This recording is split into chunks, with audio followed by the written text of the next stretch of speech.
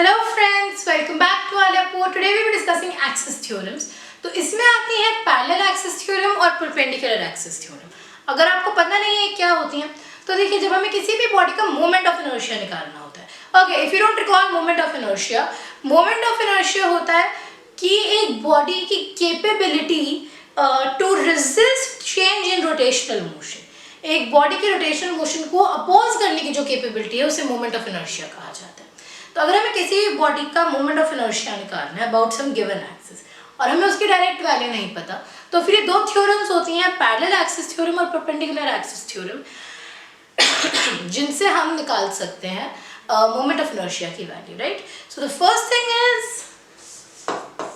Parallel axis, perpendicular से शुरू करते हैं, वो छोटी होती है रिलेटिवली। परपेंडिकुलर एक्सिस थ्योरम, तो इसमें क्या होता है, ओके, सो मान लो मेरे पास कोई डिस्क है, राइट, रुको नहीं, let's make it 3D diagram से बना सकें। तो ये कोई डिस्क है मेरे पास, राइट, ओके, ये डिस्क XY प्लेन में है।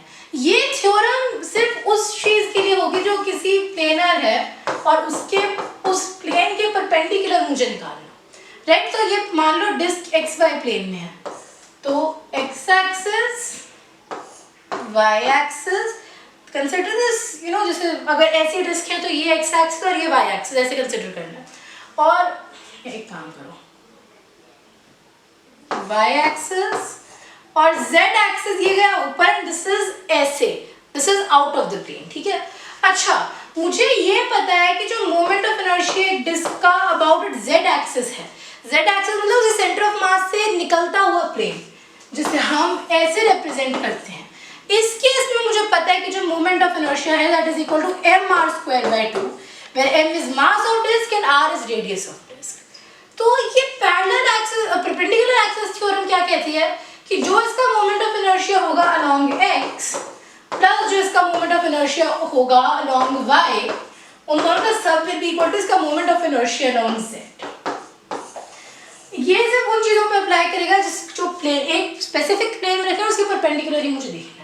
अच्छा, एक और जरूरी चीज, ये जो हमने तीन एक्सिस माने हैं हमारे केस में x, y, z एक्सिस, जरूरी नहीं है हमेशा यही हो। So all three axis must be concurrent. देखिए, एक्सिस है तो वो चीज तो बता ही रही है, एक्सिस मतलब परपेंडिकुलर होने चाहिए तीनों, राइट, लेकिन स्क्यू परपेंडिकुलर नहीं चाहिए। हाँ, परपेंडिकुलर है पर कभी मिल नहीं रहे, जैसे एक ऐसे जा रहा है एक ऐसे जा रहा है, सो हाँ परपेंडिकुलर है बट कभी मिल नहीं रही है, ऐसा नहीं होना चाहिए। They should not be skew, intersect करने चाहिए तीनों, they should be concurrent and they should be perpendicular, तभी परपेंडिकुलर एक्सिस थ्योरम अप्लाई होती है। तो अगर हम इस डिस्क के एग्जांपल को ही कंटिन्यू करेंगे, अलोंग z एक्सिस मुझे पता है mr²/2 हुआ ix प्लस iy। अच्छा, मुझे एक बात बताओ, डिस्क है, राइट, डिस्क है और ix ये है इसके अलोंग और iy इसके अलोंग है। ix और iy में कोई फर्क है? क्योंकि डिस्क है ना, it's still along the diameter, फर्क क्या पड़ रहा है? पहले भी ऐसे था, हल्का सा घुमा के ऐसे कर दिया, मतलब अलोंग x और अलोंग y बराबर होगा moment of inertia. So if I say ix is equal to iy is equal to I, तो 2i is equal to mr²/2 या I is equal to mr²/4, मतलब along the diameter of a disk जो moment of inertia होता है that is mr²/4। ऐसे बाकी bodies का भी निकाला जा सकता है काफी इजीली, ठीक है। ठीक है, तो परपेंडिकुलर एक्सिस थ्योरम तो प्रीटी मच यही कहती है कि अगर एक बॉडी एक लैमिनर बॉडी एक प्लेन में है और उस प्लेन के परपेंडिकुलर एक एक्सिस पे मुझे कैलकुलेट करना है मोमेंट ऑफ इनर्शिया, तो ये फॉर्मूला, ये जरूरी नहीं है ix और iy हमेशा बराबर, it will depend on the shape of the body, because we were lucky enough to have a sphere, जो मेरी क्योंकि we were lucky enough to have a sphere, मेरा जो मोमेंट ऑफ इनर्शिया x और y थे दोनों बराबर थे, तो हमने कर दिया। अच्छा, ये सिर्फ 2D पे अप्लाई हो रही है, प्लेनर चीज पे। जैसे अगर यही स्फीयर होता, अगर आपको स्फीयर का मोमेंट ऑफ इनर्शिया याद हो, यहाँ सेंटर में से बिल्कुल जो एक्सिस निकल रहा है उसका जो मोमेंट ऑफ इनर्शिया स्फीयर है, ये this is not a disc, this is a sphere, right. अगर सॉलिड स्फीयर है तो 2/5 और हॉलो स्फीयर है तो 2/3 mr² होता है, राइट। अच्छा, लेकिन ये एक प्लेनर चीज नहीं, जैसे 3D है, x y z कहीं ना कहीं तीनों में लाइक करेगी, तो इसीलिए क्या मैं परपेंडिकुलर एक्सिस थ्योरम यूज कर सकती हूँ स्फीयर पे? No, I can not use perpendicular axis theorem, it can only be use for planar, यानी कि 2 डायमेंशनल थिंग्स, मतलब डिस्क हो गई, रिंग हो गई, लैमिनर प्लेट हो गई, उन सब के लिए मैं parallel perpendicular axis theorem use कर सकती हूँ, ठीक है। परपेंडिकुलर में मतलब की बात तो इतनी ही थी। Second thing is parallel axis theorem, जिससे स्टाइनर्स थ्योरम भी, हाँ, स्टाइनर्स थ्योरम भी कहा जाता है। ये क्या कहती है? मान लो, अच्छा, इसमें आज सच वो नहीं है कि प्लेनर या 2D होना चाहिए, 3D होना चाहिए, ये सब पे चलती है, ओके। सो फिर भी for the sake of simplicity हम एक डिस्क ले लेते हैं, ठीक है ना, क्योंकि मैं ज़्यादा कॉम्प्लिकेट नहीं करना चाहती चीज़ें। यही वाला एक्सिस ले लो अलोंग द डायमीटर, अभी हमने निकाला इस एक्सिस पे, क्या हो रहा है, इस एक्सिस पे जो मोमेंट ऑफ इनर्शिया आई है that is equal to mr²/4 along the diameter. हमने अभी एक चीज़ कैलकुलेट की थी, ठीक है। ये जो एक्सिस है ना, यू हैव टू रिमेंबर, ये जिसके सेंटर ऑफ मास में से पास कर रहा है, ये जो पॉइंट मैंने बड़ा सा C लेबल किया हुआ है, which obviously lies on this axis, ये मेरा सेंटर ऑफ मास है, ठीक है। लेकिन अगर यही एक एक्सिस यहां लग जाता, अ टेंजेंट, यहां पे टेंजेंट है, ये मिल रहा है, ठीक है, एट दिस पॉइंट T मान लो, which is at a distance R from C। मान लो इस पॉइंट के आसपास मेरी डिस्क घूम रही होती है, मतलब घुमाने में प्रॉब्लम क्या है, इसके आसपास जैसे दरवाजा घुमाते हैं वैसे इस डिस्क को घुमाना शुरू कर दिया, प्रॉब्लम क्या है इसमें, राइट। अच्छा, तो यहाँ पे मुझे इसके अबाउट अगर मोमेंट ऑफ इनर्शिया निकालना है तो मैं क्या करूँ? देखिए, एक चीज ये काफी पहले कही गई थी, एंड दैट वाज कि जो रोटेशन मोशन है, that is actually rotation motion of all points of body plus the translation motion of the centre of mass rolling, बिल्कुल ऐसे ही होती है, राइट। मतलब अगर हम यहाँ तक आ गए और तब हम इसे घुमा रहे हैं तो हमें बॉडी तो कंसिडर करनी है, लेकिन सेंटर ऑफ मास को अलग से भी देखना पड़ेगा। इसमें सिंपल चीज है, अगर ये वाला मोमेंट ऑफ इनर्शिया IC है और ये I0 है, तो IC is equal to I0 plus md², where d is the distance between the two axes। Parallel axis में डिस्टेंस निकालना आसान है, इनके बीच का जो डिस्टेंस है ये वाला, वो है मेरा d, राइट। और I0 plus md² मतलब हम एक तरीके से कह रहे हैं कि इस एक्सिस से इस पूरे डिस्क की मास m की एक छोटी सी बॉडी यहाँ है जहाँ पे सेंटर ऑफ मास है और वो घूम रही है, तो हम उसका इंक्लूड कर रहे हैं, ठीक है। यही है आपकी parallel axis theorem, pretty much यही है, ठीक है। अच्छा, लेकिन ये गलती मैं भी कर चुकी हूँ, इसलिए मैं आपको वार्न कर रही हूँ।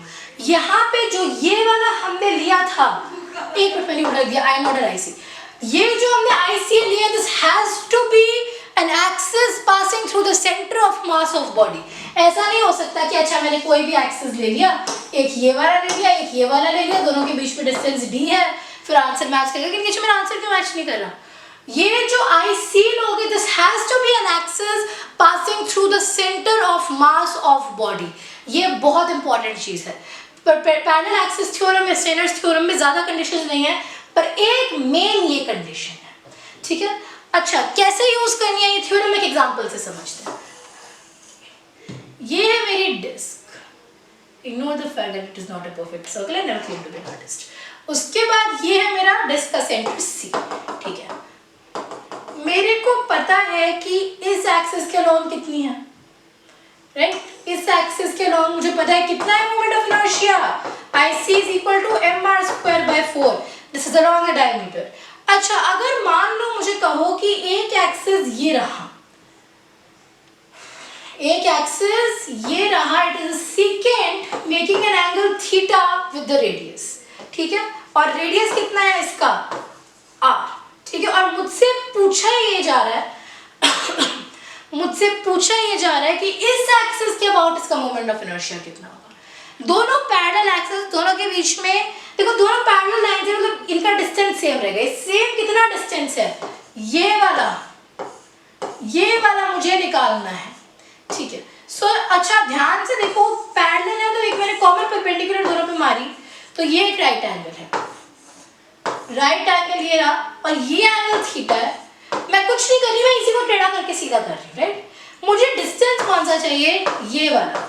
Now this is opposite upon hypotenuse, x upon r which is equal to sin theta, मतलब x is equal to r sin theta, ठीक है। तो I naught is equal to, हमने अभी क्या देखा, IC प्लस MD स्क्वायर, मतलब mr square by 4 plus mr square sine square theta. ये मेरा हुआ moment of inertia about this axis which is second to the disc, ठीक है। ये आप वैसे स्फीयर सिलेंडर सब के लिए भी निकाल सकते हो, it is not that complicated.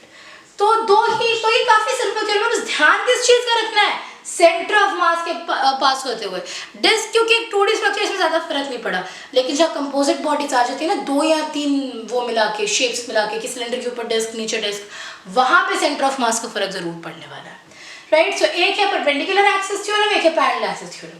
Perpendicular axis theorem is only applicable to 2D या प्लेनर ऑब्जेक्ट्स, राइट, मतलब जो सिर्फ एक प्लेन में हो, 3D पे अप्लाई नहीं करने वाली, और वो कुछ ऐसे चलती है। हमने डिस्क का जैसे निकाल लिया, अच्छा तीनों एक्सिस परपेंडिकुलर तो होंगे और साथ ही साथ कॉन्करेंट होने चाहिए, स्क्यू नहीं होने चाहिए, निकालना हमने सीखा।